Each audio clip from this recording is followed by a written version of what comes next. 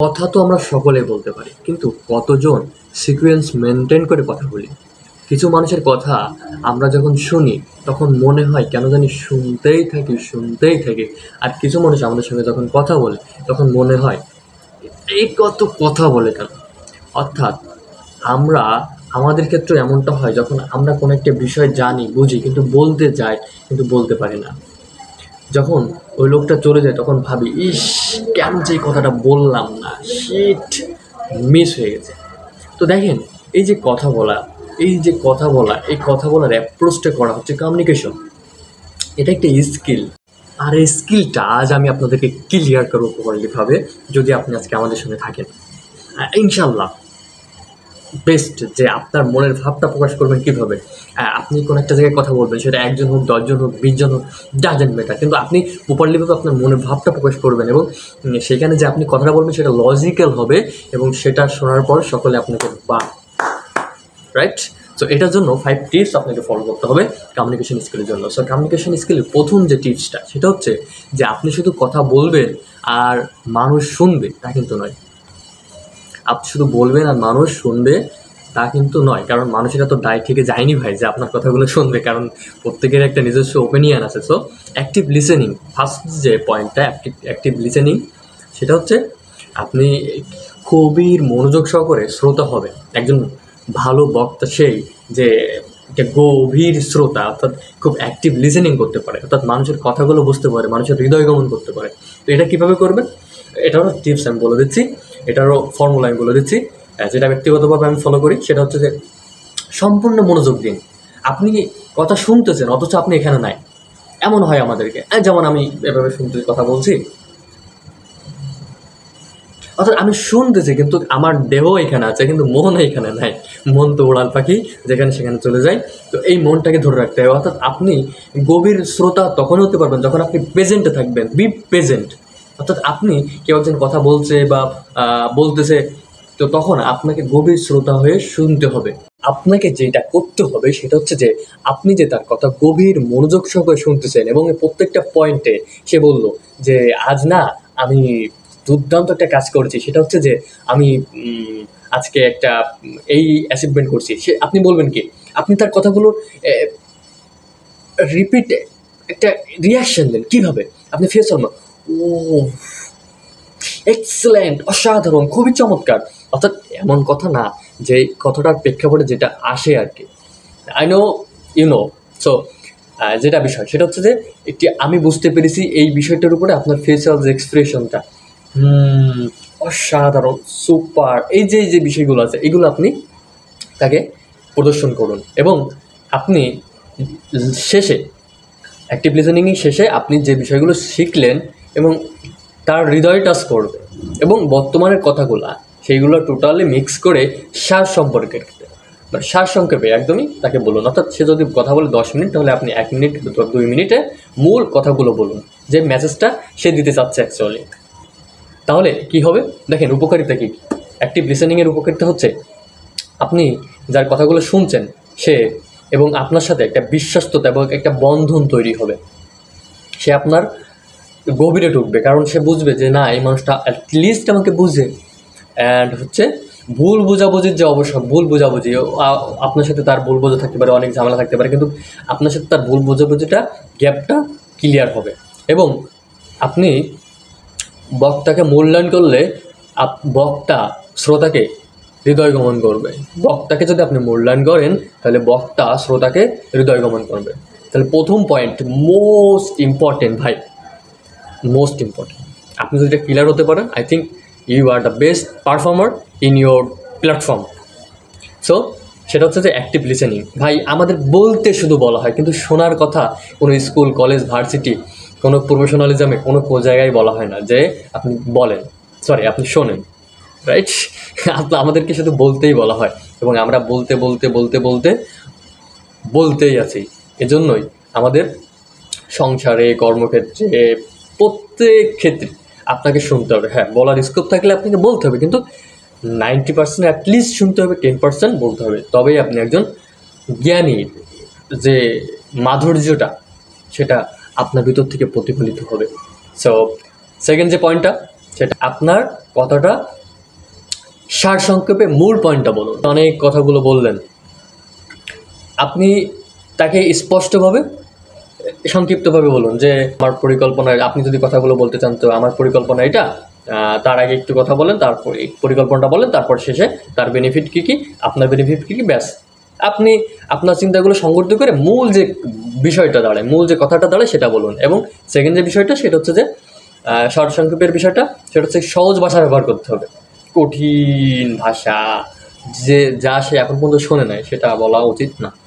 এবং তৃতীয় নম্বর বিষয়টা হচ্ছে মূল যে বিষয়টা সেটা বলুন। এখন দেখবেন আপনার বন্ধু বান্ধবের ভিতরে অনেকে আছে বা আপনার চেনা পরিচিতির ভিতরে ফোন দিছে, একটা ইমার্জেন্সি টাইম আপনি ফোন দিচ্ছেন বা সে আপনাকে ফোন দিছে বা আপনি ফোন দিচ্ছেন তাকে, যে কোনো একটা ইমার্জেন্সি বিষয় এখন লাগবে, আপনি পাসপোর্টের বিষয়টা পাসপোর্ট অফিসে গিয়েছেন, এখন এই বিষয়টা ইমিডিয়েটলি একটা দরকার, তখন আপনি তাকে ফোন দিচ্ছেন। এখন সে বলতেছে ভাই জানিস গতকালকে এই করছিলাম, জানিস এই করছিলাম, আরে ভাই বলিস না, আরে মুখ জায়গার মজাটা, এই বিষয়টার মজাটা, এই কথাগুলো বলতে বলতে বলতে মূল যে পয়েন্টটা সেটাই হারায় ফেলেছে। তো আপনাকে খুব গুরুত্বপূর্ণ বিষয় হচ্ছে কি আপনার সময় সিচুয়েশন অনুযায়ী আপনাকে কথাগুলো বলতে হবে এবং মূল পয়েন্টটা বলতে হবে। ভাই কেন পেছান মারার দরকার, এখানে তো একটা ইমার্জেন্সি সময় চলতেছে, তাই না? তো এই বিষয়টা আপনাকে ক্লিয়ার করতে হবে যে আপনার কোন সময়টাই লং করতে হবে, কোন সময়টা শর্ট করতে হবে, এবং শর্ট করাটাই মনে হয় বেটার, কারণ ফাওসাল না করে মূল কথাটা বলাটাই বেটার। উপকারিতাকে কি স্পষ্ট এবং সংক্ষিপ্তকরণ কথাগুলোর মধ্যে আপনি আপনার যা ডেভেলপমেন্ট হবে সেটা হচ্ছে কি স্পষ্টতা বৃদ্ধি করে, স্পষ্টতা আপনার হচ্ছে আইডেন্টি ডেভেলপমেন্ট করে, এবং আপনার যে বিভ্রান্তিকর চিন্তাভাবনা অন্যদের মাথার ভিতরে আসে সেগুলো তারা ডিলিট করে, যে না ইনি স্পষ্ট মানুষ, ইনি যেটা মানে পয়েন্ট টাইম মেনটেন করে সঠিক কথাটা বলে। আবার এই স্পষ্ট কথা বলতে গেলে অনেকে ভাবে যে আমি তো স্পষ্ট কথা বলতে পারি, যেখানে যা আছে তাই বলতে। আরে ভাই ব্যাপারটা তা না, যেখানে যা আপনার বলা উচিত না সেখানে তাই বলাটা স্পষ্টকতা না।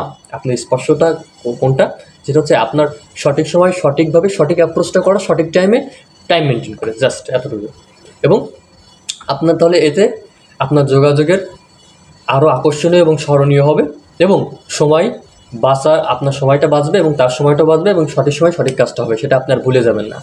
এবং বাংলাদেশের প্রেক্ষাপটে শিক্ষাবিদ এবং সমাজকর্মী স্যারের বাসায়, তো স্যারের সঙ্গে মিটিং কমপ্লিট হলো, আমাদের অফিসে মিটিং কমপ্লিট হওয়ার পরে স্যার যে তার টাইমটা কতটুকু গুরুত্বপূর্ণ দেয় সেটা ইটস অ্যামেজিং।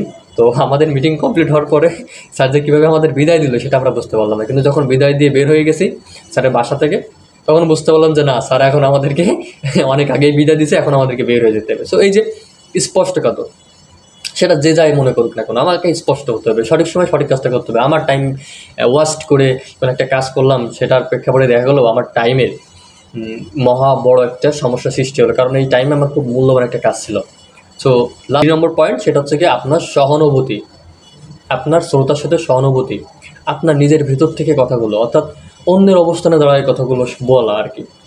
তো দেখেন এটা খুব গুরুত্বপূর্ণ যে আপনার কোনো একটা মানুষের কথা বলতেছেন, কোনো একটা মানুষের ভুল করতেছেন বা কোনো একটা মানুষের কথা বলতেছেন, ওই মুহূর্তে ওই মানুষটা কী চিন্তা করতে পারে, ওই মানুষটা ওই মুহূর্তে কী ভাবতে পারে, এই বিষয়টা ভাবা, এই বিষয়টা চিন্তা করা, এই বিষয়টা চিন্তা করে কথাগুলো বলা, অর্থাৎ তার ভিতরে ঢোকা, তার আন্তরিকতার সাথে তার কথাগুলো বলা। এবং আমি এটা দেখছি অনেক সিনিয়র আমার এক ভাই, হ্যাঁ, তো এখন সে কোথায় কখন কী কথা বলতে বিষয়টা সে জানে না। সো এই জন্য সিনিয়র হওয়ার পরও সে সম্মানটা পায় না। কেন? কারণ সে অনেক ভালো, কিন্তু কী হয়, সে কোথায় কখন কীভাবে কোন মানুষটার যে কথা বলতে হবে, কীভাবে কী বলতে হবে সেটা সে ডোন্ট আন্ডারস্ট্যান্ড। সো এটা খুব গুরুত্বপূর্ণ, খুবই গুরুত্বপূর্ণ কমিউনিকেশন স্কিলের জন্য। এবং যথাযথ প্রক্রিয়া দিন, যে আপনি তার কথাগুলো শুনতেছেন বা বুঝতেছেন। ওই যে আগের যে বিষয়টা বললাম, এটা খুবই গুরুত্বপূর্ণ, যে আপনার সাই দেওয়া, একটা কথা একদম বাংলা ভাষায় ভাই, সাই দেওয়া, কথাগুলো বোঝার জন্য হাত নাড়ানো, পা নাড়ানো, হাত নাড়ানো, আপনার বডিটা এক্সপ্রেশন করাটা, এটা খুব গুরুত্বপূর্ণ। এবং আপনি মনে রাখুন এবং ওপেন মাইন্ডেড হন, ওপেন মাইন্ড অর্থাৎ আপনার মনটাকে খোলা রাখুন। কী হবে এটা খোলা রাখলে আপনার নতুন কিছু শিখতে পারবেন, জানতে পারবেন, এবং বিভিন্ন দৃষ্টিভঙ্গি অভিজ্ঞতার আলোকেই আপনি যে কোনো প্রেক্ষাপটকে আপনার মতো করে ক্লিয়ার করতে পারবেন, অর্থাৎ আপনি ফিলোসফার হতে পারবেন। এবং এর উপকারিতা কী কী আছে, আপনার সম্পর্ক এবং যোগাযোগ আরও শক্তিশালী হবে, আপনার নেটওয়ার্ক ডেভেলপমেন্ট হবে, নেটওয়ার্কিংটা, এবং হচ্ছে বিরোধ সমাধান করতে সাহায্য করবে, এবং হচ্ছে আপনার যোগাযোগকে আরও আপনার যোগাযোগকে আরও বিবেচনাশীল, আরও সহযোগিতাশীল বা শ্রদ্ধাশীল করবে। সো এবং 4 নম্বর পয়েন্ট, খুব আমার প্রিয় একটা টপিকস, সেটা হচ্ছে যে নন ভার্বাল কমিউনিকেশন। অর্থাৎ আপনি ভাষা দিয়ে কথাগুলো যতটা বোঝানো সম্ভব হয় না, তার থেকে নন ভার্বাল, অর্থাৎ বলা হয় 85% আপনি কনভারসেশনের জন্য, কনভিন্স করার জন্য, একটা মানুষকে আপনার কথাগুলো শেয়ার করার জন্য খুব গুরুত্বপূর্ণ হচ্ছে ভার্বাল, আপনার নন ভার্বাল, অর্থাৎ আপনার বডি এক্সপ্রেশনটা। আপনি কোনো একটা মৃত্যু সংবাদ দিচ্ছেন, যদি এভাবে বলে, ভাই জানিস আজকে অমুক মারা গেছে, সো মানুষজন ভাববে গাধা, মারা যাওয়া কথাগুলো এভাবে বলে। আমরাও তো এটা জানি, আপনিও তো এটা জানেন, তারা মারা যাওয়া কথাগুলো এভাবে বলে, কীভাবে বলে যে ভাই আজকে অমুক। ফিলটা নিয়ে আসা, ভাই ইটস মোস্ট ইম্পর্টেন্ট। ফিল নিয়ে আসা যে মারা গেছে, এই মারা যাওয়ার ফিলটা। কেউ একজন বিয়ের অনুষ্ঠান, এখন বিয়ের অনুষ্ঠানে আপনি বললেন অমুকের বিয়ে যাচ্ছে, ভাই এই কান্নার তো কোনো মানে হয় না, তাই না? ওই যে ফিলটা নিয়ে আসা, এটাকে বলা হয় নন ভার্বাল কমিউনিকেশন। সো এটার জন্য আপনার শরীরের ভাষার দিকে মনোযোগে দিতে হবে, সঠিক চোখের যোগাযোগ, কমিউনিকেশন যোগাযোগটা রাখতে হবে, eye contact, eye to eye. আবার এমন না যে আপনি আয়ের দিকে তাকাই থাকবেন, তাহলে আবার ঝামেলা। কিছু সময় রাখবেন, কিছু সময় থাকবেন, অর্থাৎ আপনার সিচুয়েশন অনুযায়ী। এবং তারপর হচ্ছে কণ্ঠস্বর এবং সুরের প্রতি মনোযোগ দিন। আপনার কণ্ঠস্বর এবং আপনার সুর কখন কোনটা রাখা উচিত, এটা খুবই গুরুত্বপূর্ণ। কারণ আপনি যদি খুব গুরুত্বপূর্ণ আপনার কণ্ঠস্বরটা কখন কী উচিত। আপনি যদি মিষ্টি কথা কঠিনভাবে বলেন আর কঠিন কথা মিষ্টিভাবে বলেন, তাহলে এটা ঝামেলা। আপনার যখন যে কণ্ঠস্বরটা রাখা উচিত তখন সে কণ্ঠস্বরটা রাখবেন, তখনই আপনার আইডেন্টিটি তৈরি হবে এবং তখনই আপনি কমিউনিকেশন স্কিলে বেস্ট হতে পারবেন। সো এটার উপকারিতা কী? আপনার যোগাযোগের সার্বিক দক্ষতা বৃদ্ধি হবে, আন্তরিকতা, বিশ্বস্ততা, যোগ্যতা আপনার প্রদর্শন করবেন এবং অন্যরাও আপনার প্রতি প্রদর্শন করবে এবং ভুল বোঝাবুঝি ঝুঁকির সম্ভাবনা খুবই কম থাকবে। এবং 5 নম্বর যে বিষয়টা, লাস্ট একটা গিফট আপনাদের জন্য খুবই গুরুত্বপূর্ণ, পাবলিক স্পিকিং অনুশীলন করা। পাবলিক স্পিকিং অনুশীলন করার জন্য একটি গ্রুপে যোগ দিতে হবে আপনাকে, অথবা আপনার বন্ধুবান্ধবের সাথে, সহকর্মীদের সাথে এই বিষয়গুলো উপস্থাপনা করতে হবে। প্রতিনিয়ত ডেভেলপমেন্ট করার চেষ্টা করতে হবে, নিজেকে রেকর্ড করতে হবে। এই যে নিজের ভিডিওগুলো আমি যেভাবে রেকর্ড করতেছি, এগুলো আপনাকে করতে হবে। করার পর এগুলো আপনার কী বলে, আপনি শুনতে হবে এগুলো, এখানে কোথায় সমস্যা আছে, কোথায় ভুল আছে, এবং আস্তে আস্তে ডেভেলপমেন্ট হবে। তাই আপনার আত্মবিশ্বাস ও সত্যতা, নিজের সত্যতা অর্থাৎ নিজের আইডেন্টিটি বৃদ্ধি করবে। আপনার বার্তা সংগঠিত হবে ও পরিষ্কার প্রকাশের ক্ষমতা বৃদ্ধি পাবে। আপনার শ্রোতাদের আকর্ষণীয় করার প্রভাব বৃদ্ধি পাবে। সো এটার জন্য খুব সহজ একটা টিপস ভাই, খুব দ্রুত আমার একটা পাবলিক স্পিকিং বই আসতেছে, এটা পিডিএফ আকারে আপাতত দিব। তো এটার জন্য কমেন্ট করতে পারেন ফ্রিতেই। যে আপনার কাজ হচ্ছে ভাই 2টা শেয়ার করা, একটা কমেন্ট করা, লাইক করা, দেন আমি আপনাকে ফ্রিতে দেবো। এবং আমার পেজে যদি আপনি মেসেজ করেন তাহলে আপনাকে বইটা ফ্রিতে দেওয়া হবে, যেহেতু আপনি শেষ পর্যন্ত শুনছেন। আলহামদুলিল্লাহ। Communication skill, public speaking, story টেলিংয়ের উপরে আরও অনেক ইনডেপথ আলোচনা নিয়ে আসবো আস্তে আস্তে পেজের মাধ্যমে। শুধু পেজের মাধ্যমে না, এই ইনডেপথ আলোচনার মাধ্যমে যারা অ্যাক্টিভ লিসেনার থাকবে আমার, তাদেরকে নিয়ে আমি জুমে অথবা গুগল মিটে অনলাইনে ক্লাস নেব, কীভাবে আপনি টেলিসেলসে, মার্কেটিংয়ে, আপনার যে কোনো প্রফেশনালিজমে বেস্ট কমিউনিকেশনের মাধ্যমে আপনার রেজাল্ট আনতে পারবেন এবং আপনার কেরিয়ার সাকসেস হবে। সো অতিরিক্ত পরামর্শ যেটা থাকবে সেটা হচ্ছে গিয়ে আপনার অনেক এই বিষয়গুলোর উপরে ইনডেপথ পড়াশোনা শুরু করা, ভিডিও দেখা শুরু করা এবং নিয়মিত অনুসরণ করা। প্র্যাকটিস অ্যান্ড প্র্যাকটিস, একটা বিষয় প্র্যাকটিস। সো প্র্যাকটিস করবেন, ভালো থাকবেন, সুস্থ থাকবেন।